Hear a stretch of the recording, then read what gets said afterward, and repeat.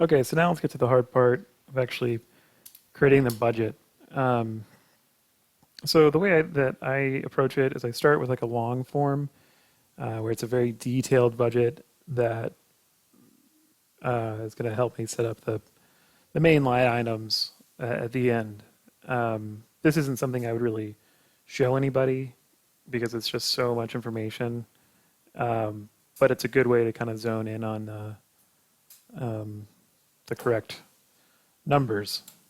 Okay, so in this case, what I've done is, so you can see here, I've broken things out. So I have two categories. I have a main category that's like a big bucket for a bunch of things to fall into, a bunch of small line items to fall into. And then category two are those small line items. So here in canopy management, I've got wire lifting, shoot positioning, suckering, shoot thinning, leaf removal, and hedging. Okay. And then I have a labor level column. So I've got regular labor, skilled labor, supervisors, and I've got operators here, these are the equipment operators. And then I've got the number of labor units. So these are going to be, relative to my crew size. So what I'm saying for this is generally I've got a crew of 15 people for most jobs in season. And then also generally say like a third of that crew is what we're calling skilled labor, so the higher wage earners, and then the other 2/3 are the regular labor. And then remember, for each crew task, at least each crew task, you're going to need a supervisor. And they're not going to be, when you look at those man hours per acre, that doesn't really account for like just a supervisor standing there, walking around, doing jobs, hopefully doing the work as well. But that's that's sort of an additional thing onto those man hours. So then I have to figure out labor hours per acre for each of these different wage classes. So if we look at wire lifting and positioning, we'll see here that it's 44.5 hours per acre, 44.5 man hours per acre. And remember, this is a 3-wire system. So that's encompasses 3 passes. That's why it's so much time. But you can see here what I need to do is figure out, so 2/3 of my crew are regular labor. So that's going to be the bulk of the hours per acre. So what I did is I created a formula. So it is Q5, which is here, 44.5 hours per acre. And so you can see I've dropped in I copied and pasted the hours per acre for this vineyard onto this sheet so that I could reference it like this. Okay. So it's hours per acre divided by the total number of people in your crew. Okay, and that's in parentheses. And then divided by the number of people in the work class or in the wage class that you're working with, right? So that this is giving you a proportion of the hours. So 29.6 hours, 29.6 hours to the regular labor, and then 14.83 hours to the skilled labor. Just to make sure, I'll put it over here. We can add those together. So there it is, 44.49, and you can see it's 44.5, right? So that is correct.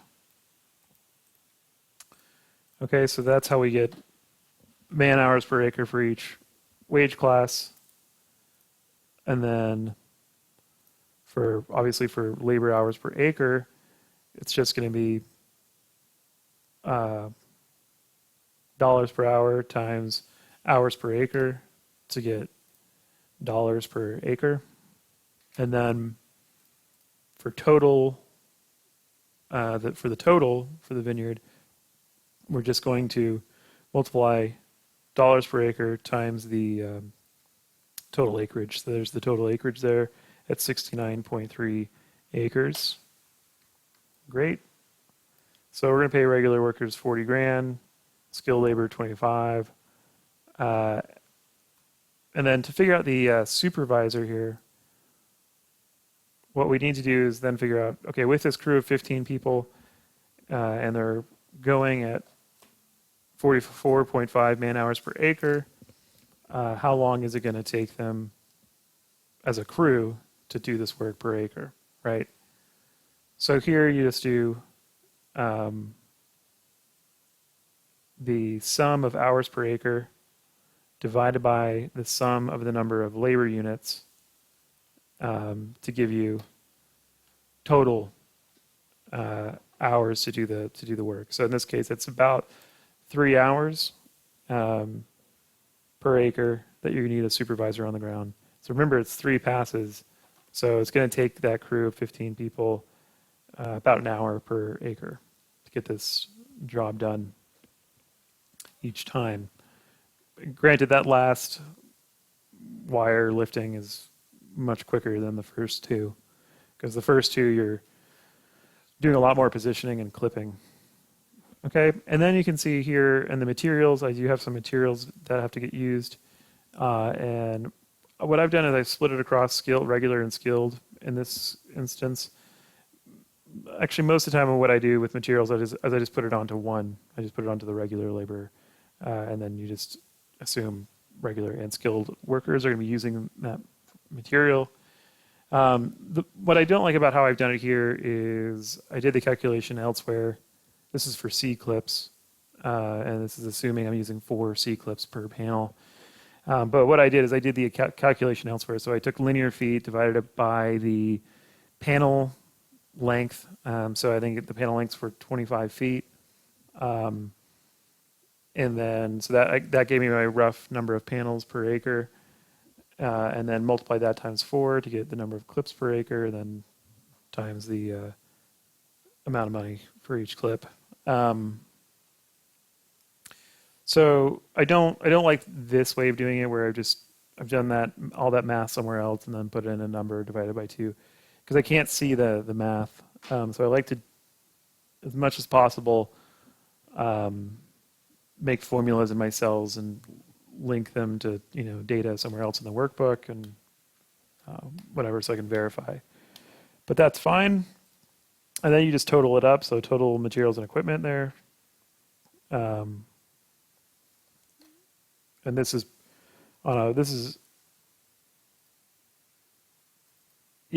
it's materials per acre times, again, the total acres of the vineyard.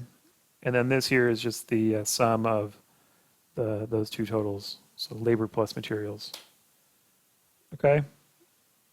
So it's pretty straightforward. There's going to be times where you're going to have to break things up into, things like cane and spur pruning. So like I've done that here, where I've broken out the vineyard into, this is the amount of acres that are caned, this is the amount of acres that are spur pruned.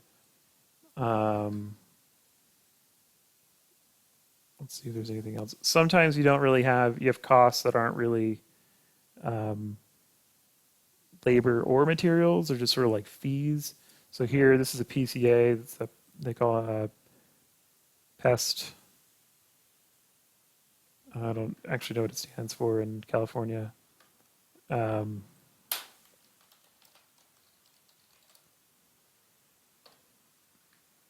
Pest Control Advisor.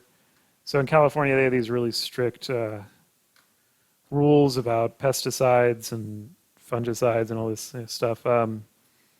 It's unlike any other state that I know of, where you've got to get these licenses to recommend the use of pesticides. It's a bit goofy.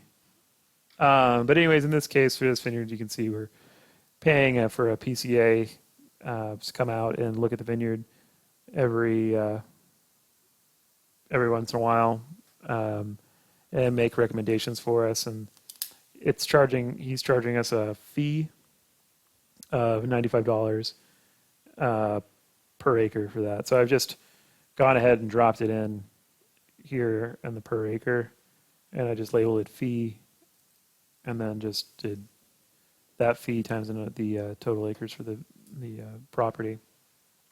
You'll also see some things. So like when you work out like mowing, when you work out tractor operations, you can figure it out like on a per acre basis. So let's go to Vineyard details. So we have 4733 linear feet per acre. So if we work it out in miles per acre, so miles per acre. So I've done here convert this cell from feet to miles. All right, and that's the number of miles per acre. And then here I've taken miles per acre divided by 2.5, because 2.5 miles per hour is roughly how fast you're going to drive in a tractor. 2.5 to like 3.5 miles per hour, depending on the terrain.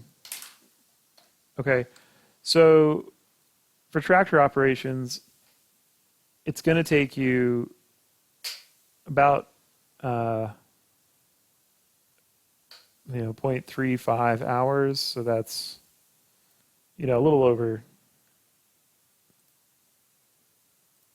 or whatever that is. So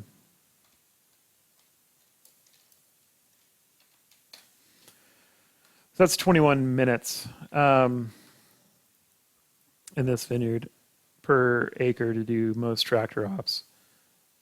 But remember, that's just up and down rows. That's not accounting for turning. It's not accounting for setup and tear down. It's not accounting for cleaning of the tractor. So you want to give some overage to that. So what I would do is, take that figure that was just driving up and down rows, and maybe multiply it by 1.5. All right, so we're about 0.54 hours per acre for each tractor pass. That's fine. Let's see if it seems right. Yeah, I mean these are wide rows. Some of these are really wide rows. I can tell you in a 7x5 vineyard, tractor passes take about 45 minutes per acre on 7-foot rows. So this kind of makes sense here. With these wide rows, it's going to take us about 35 minutes per acre.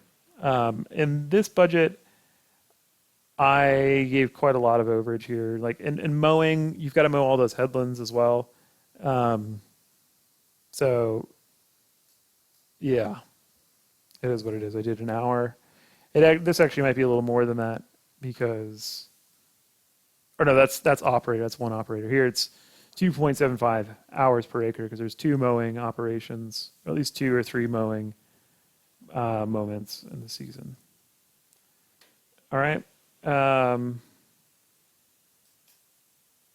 Yeah. So that's it.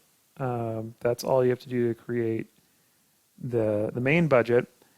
What's nice about this too is I can then highlight this whole thing and create a pivot table. So over here, this pivot table corresponds to this this budget, right? So I can, over here, I can summarize stuff quickly in terms of sum per acre. If I want to break it out into, so right now it's just broken out into its main categories. But what if I wanted to break it out into its line items to really drive down and see like, okay, why is canopy management so expensive? What's the main driver there? And it's wire lifting and positioning. Okay, so maybe we might look at that and go, okay, can we do like the Pelonk wire lifter. Like, let's do a cost benefit and let's see what that's going to do for us. Yeah, so it's a really nice way to just quickly be able to, look at your budget, right? So and see, we could do like this. We could look at how much are we paying in fees per acre and regular and skilled labor. Yeah, it's like however you wanted to dive into your budget. So that's why I set it up in this kind of fashion. And then over here, I like to put some notes in, so I can remember, like, okay, what were my assumptions here? Yeah, like R&M is always a hard one to. So this is repair and maintenance. So R&M is always a difficult one to make assumptions on. So I always like to have something there. Like, where am I coming up with these figures? And also like fuel costs. What are those assumptions? Yeah.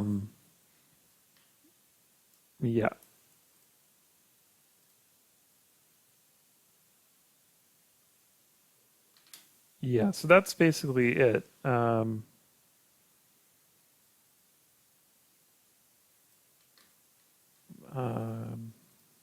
Yeah, cool. So hopefully that helps you figure out how to approach the budget.